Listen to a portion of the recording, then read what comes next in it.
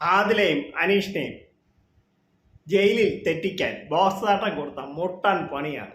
കൂടുതൽ channel like share ചെയ്ത് subscribe പറയുന്ന വേറെ ഒന്നല്ല. ഞാൻ അടുത്ത പുതിയ ബിഗ് ബോസ് അപ്ഡേറ്റുകൾ നിങ്ങൾക്ക് പെട്ടെന്ന് കിട്ടാൻ വേണ്ടിയിട്ട്. അപ്പോൾ നമുക്ക് നമ്മുടെ കാര്യത്തിലേക്ക് കിടക്കാം.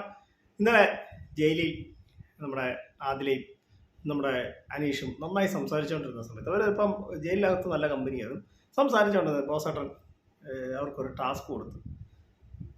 ഈ ഓരോ മുത്തുകൾ വെച്ച് കൊടുത്തു. ആ മുത്തുകൾ വെച്ച് എനിക്ക് തോന്നുന്ന 1000 എന്തോ മുത്തുകളാണ്. അത് വെച്ചിട്ട് ഓരോരുത്തർ, ഇപ്പോൾ ഒരാൾ പച്ച മുത്താണെങ്കിൽ ഒരാൾ ചുമല മുത്ത്, എന്നിട്ട് അത് മാറി മാറി ഓരോരുത്തർ മുത്താം. അപ്പോൾ ആരെങ്കിലും ഒരാൾ വേണ്ട എന്ന് വെച്ചാൽ ആ ടാസ്ക് അവിടെ അവസാനിക്കും. അത് അവർ 1000 മാല കിട്ടുക എന്ന് പറഞ്ഞാൽ കുറച്ച് കഠിനമേറിയ ടാസ്ക്കാണ്. ഇത് ലാലേട്ടന് ബിഗ് ബോസ് ഇവർക്കിട്ടുള്ള പണി കൊടുത്തതാണ്.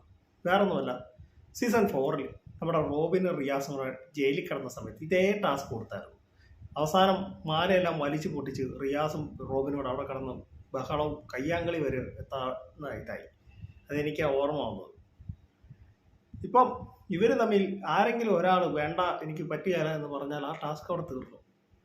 അല്ലെങ്കിൽ പിന്നെ ഇവർ രണ്ടുപേരും നമ്മൾ കാണുന്ന സമയത്ത് ലൈവിലെല്ലാം അവർ മാല കോർക്കുന്നതാണ് നമ്മൾ കണ്ടത്. പിന്നെ ഇനിയിപ്പം നമ്മൾ ഉറങ്ങിയ സമയത്ത് അടി ഉണ്ടായോ എന്നൊന്നും അറിയാൻ പറ്റുമോ? പിന്നെ രാവിലത്തെ ലൈവ് നോക്കിയാൽ അറിയാൻ പറ്റുള്ളൂ. ആരെങ്കിലും ഒരാൾ വേണ്ടെന്ന് വെച്ചാൽ ആ ടാസ്ക് അവിടെ കഴിയും. ലാലേട്ടൻ വരുമ്പോൾ ശിക്ഷയും കൊടുക്കും, പണിയും കിട്ടും. അതാണ് ആ ടാസ്ക്. സത്യം പറഞ്ഞാൽ എനിക്ക് തോന്നിയത് ബോസാട്ടൻ ഇവരെ തമ്മിൽ തെല്ലിക്കാൻ അവിടെ കിടന്നും വഴക്കുണ്ടാക്കണം. അവർക്ക് കണ്ടന്റ് വേണ്ടേ? വഴക്കുണ്ടാക്കാൻ വേണ്ടി ബോസാട്ടൻ കാണിച്ചൊരു സൈക്കോളജിക്കൽ മൂവ്മെൻ്റ് ആയിട്ടാണ് എനിക്ക് തോന്നിയത്. വേറെ ഒന്നുമല്ല.